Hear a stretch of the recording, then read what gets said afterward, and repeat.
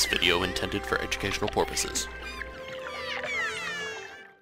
Hey guys, it's Adam aka Swimming and welcome back for another Minecraft Snapshot. This is 14W3B with some game-changing features this week for the upcoming 1.8 update, including vanilla world edit. We can now copy, clone, fill in blocks, changes to world generation, including desert temples and villages, a few Easter eggs involving mobs and what they drop that are sure to change your item farms around, so very important for people who use those, and also a bit of news from Jeb about the future of the end. But first, the feature that will probably affect the most players out there, changes to skins. Now, if you're paying attention during this intro, you might have noticed my skin looks a little weird. I'm wearing diamond armor, and you can see it's a different layer, so it's definitely diamond armor, right? Well, it's actually not. I'm completely naked. I've got some diamond armor here to prove it. I'll pop it on. You can see it's a bit bulkier than my normal skin. That is because skins now have a hat layer around the whole body. It's actually called, it's got different names here. You can go into the options, skin customization, and there's a jacket layer, left and right sleeves, and also left and right pants legs. You can turn on and off, as well as turning off and on your hat and your cape.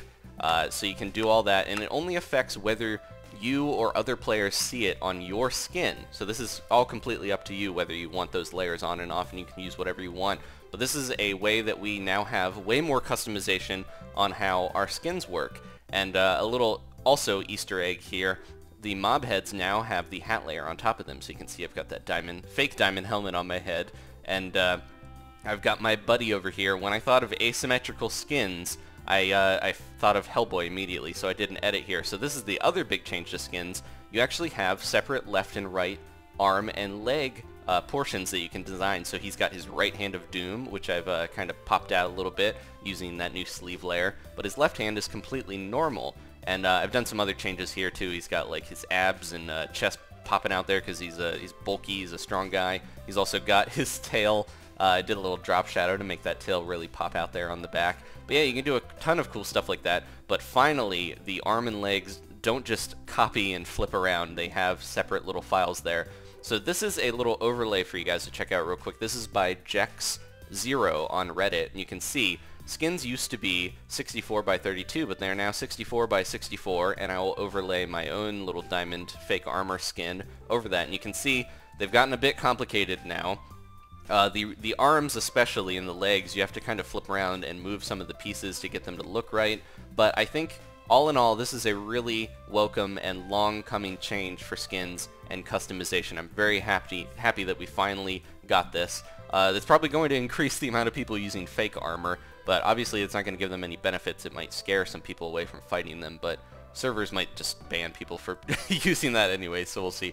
I'm very interested to see some of the tricks people use and some of the customization we'll get out of this. Very happy with this. So before I get into the survival changes that I mentioned, I want to quickly cover the world edit commands. The first one here is fill and replace. So it's the /fill command, and you can use coordinates here. This is going to do one block over this first set of coordinates, and then the second set is where it ends. And I'm doing a cube here, so this will be like 5 blocks up here. And this cube is going to get filled with wool. I set this up so we got a bunch of these with all these different colors of wool that will be replaced in there. You just put replace after the data value, and here we go. Rainbow wool all pops in there. But this is really cool. You can even replace with air as well. So this is a fast way to fill up an area with blocks or replace it if you want to like clear a mountain or something. You can do about 5,000 blocks with this, so be very careful with this command. You can also do data. So I have this. I'm going to fill in a few chests right next to here, and I'll add in some gold blocks. So when I hit this, these chests will pop. They're going to fuse together, and then we get some gold blocks. You can do a weird glitch where you can get super double chests if you fuse these all together, but I think that'll probably get fixed. So using air, we can do some crazy stuff too. Like this command here, I'm going to fill a ton of blocks with air down to the surface. So now we can go all the way to bedrock, made a little tunnel, and I can also do the same thing, but I will just fill it in with stone, and it's fixed. But there are 2 other ways to do this. Now I have one over here. This is the hollow command, and if I hit that, it will fill it in with stone, but as you can see, it's now hollow inside. Very nice if you want to make a little like enclosed area. And there's also this other command here, the outline command. So you can see it outlines with air and it leaves the stone in the center intact. So very nice there. The clone command. This is something that I've wanted for a while to make builds a lot easier if you're building in creative mode. Now, I've got this tent here and this nice little scarecrow. I don't want to destroy him, but I do have this tent that I want to copy over. So we have two types of cloning, masked cloning and replaced cloning. So I will type in these coordinates here, and we're going to stand right here. So this is going to pop in. The first set of coordinates is where I want the starting point to be. The second set is where the other corner is. Just like we were doing with the wool, we're going to copy as a little cube. And the third set is where I'm going to copy this too. So it's going to be right over there. And by using masked, it will not copy the air blocks. This is something that in the past when I used WorldEdit on Bucket with plugins, it would copy the air blocks above a build, like in the cube area, and it will replace anything. But as you can see, if you use masked at the end, it will leave whatever blocks are not affected by the copy. But we have this replace command, so if you really want to get rid of everything in that little area, you can pop in this replace command. It doesn't work perfectly right now, but there we go. We replaced that with the air blocks above it. So there's two ways to copy stuff. This will make building huge projects a lot easier for people. They don't have to use WorldEdit anymore necessarily to do that. Now over here, some really funny little tricks before I get into the survival stuff. You can see this witchcraft going on here. Well, now we have two new factors when we can teleport players around. This will be, the first one here is orienting what facing which direction they want to be facing. So if I jump down here, this will teleport me and turn me around by 180. So this is very useful for map makers. This one will also teleport me and put me at whatever degree down I want to be facing. So this will face me 80 degrees down when I jump up there. So you can see it makes me look down. But this is just something that I think is going to be very useful for teleporting. It'll face people in the right direction and have them oriented the right way. That little zombie really wants to get in that pen of villagers, but I need those guys. I gotta talk about them. You can also do funny stuff with teleporting mobs. I'm gonna teleport these villagers up a little bit. They'll all jump up a little and spin around. Uh-oh, that zombie's gonna get those ones. Over here, you saw this funny little thing. So this is a minecart. It's teleporting up 2 blocks, and it is rotating 30 degrees, but because I have this comparator going, it's just spinning and spinning. It's a fun little thing to have going. I'm also doing the same with pigs over here. They're spinning 180 degrees and teleporting 2 up, but because they keep falling on this, they're just bouncing and bouncing, setting up cool things like that. One last little command here, and it is this one here. We can now specify a little cubic radius here, so you can see this is going to kill all chickens from this coordinate in about a 50 block range. So if any chicken was brave enough to walk into that little area, they're dead automatically. So you can set up like an area that you don't have to use kill, you can do TP. You can teleport away anything that pops into an area. You can kill anything. So this is a nice way to protect certain parts of your map. So anyways, let's go into the survival stuff because this is a bit more interesting for people in the general Minecraft player public. We've got these villagers here. So what's going on? There's one witch in here. So in the past, you might know this little Easter egg where if a pig is struck by lightning, it becomes a zombie pigman. And if a creeper is struck by lightning, it becomes a supercharged blue electric creeper. Now villagers, when struck by lightning, become witches. So be very careful in your villages. Watch out for your villagers. They might get struck by lightning and destroyed, and they will, run around killing you.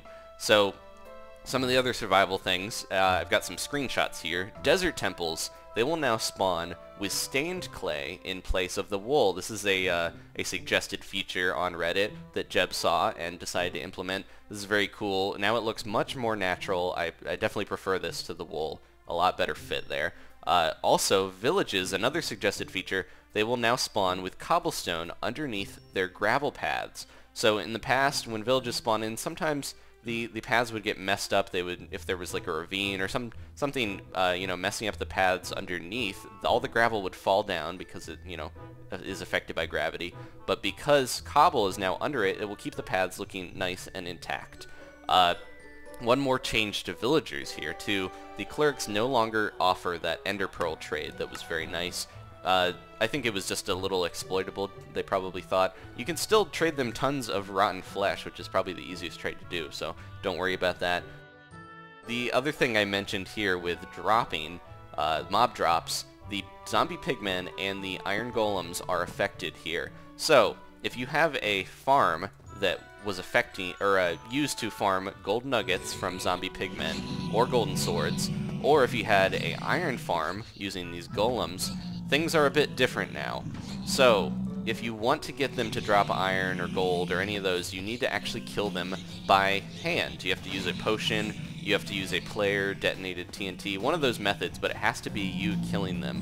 Now, if they die, you see these zombie pigmen, they're only dropping rotten flesh when they're killed because they're not killed by hand. But if I was to kill one of these, they have a chance. There we go, we got a sword and a nugget. Those are their 2 drops there. So you have to kill them by hand to do that. The same with the iron golems. If I can kill one of these iron golems, just surround them with enough pigmen, they'll get killed eventually here. The iron golems do not drop iron if they're killed by anything but a player. They will only drop poppies. So this is going to upset a lot of people, I'm sure. There goes an iron golem. He didn't drop a poppy, but he didn't drop anything else either. This is going to upset a lot of players that have mob item farms, mostly the ones with iron, I'm sure, and the gold ones. There we go, we got a poppy. But yeah, this is a change. I think Jeb was probably trying to steer away from people setting these automatic things up and not having any player input. So I don't know, I bet this will be an unpopular change, that's what I'm thinking, but who knows, they might revert it if enough people, you know, complain about it, and hopefully they hear which the majority of the Minecraft players want to happen. But anyways, kind of a minor change unless you use item farms. Now the news that I mentioned, Jeb got a lot of these suggestions off of Reddit. The desert temples, the witches being struck by, the villagers being struck by lightning to become witches, cobblestone, all that stuff was from Reddit. And another suggestion that has been suggested for a long time, the end. When you beat the end, a lot of people want it to transform into like a lush, kind of nice realm to go into. Right now, if you beat the dragon, the only reason to go back to the end is pretty much just to farm endermen and get experience and pearls. But the suggestion was that the end would get, you know, vibrant with life, and Jeb actually likes this suggestion, and he said the transformation of the end is an old suggestion that we've talked about for a long time, still not sure when, if it will happen though. So this means that they have thought about it, and they are thinking about implementing it, so that is something we could see in the future, but I'm glad to see Jeb acknowledging that he does actually like that suggestion, because I think it's a good one, adding more use to the end. The Nether has gotten some improvements, but the end has remained largely unchanged for quite some time now, a few years it seems like. Anyways, thank you guys for watching. I hope you're looking forward to 1.8. The skin change, I think, is going to be the biggest deal this week, but also a lot of these other commands and different stuff lending to the game very nicely and helping people who do want to build using those methods. Thank you guys for watching. Do leave a like if you enjoyed this. Maybe subscribe if you like these videos. I play a lot of games as well as Minecraft, so if you like hearing me talk about stuff and blabber on and on, this is the place for it. So I will see you guys next time for more Minecraft. I hope you enjoyed. Goodbye.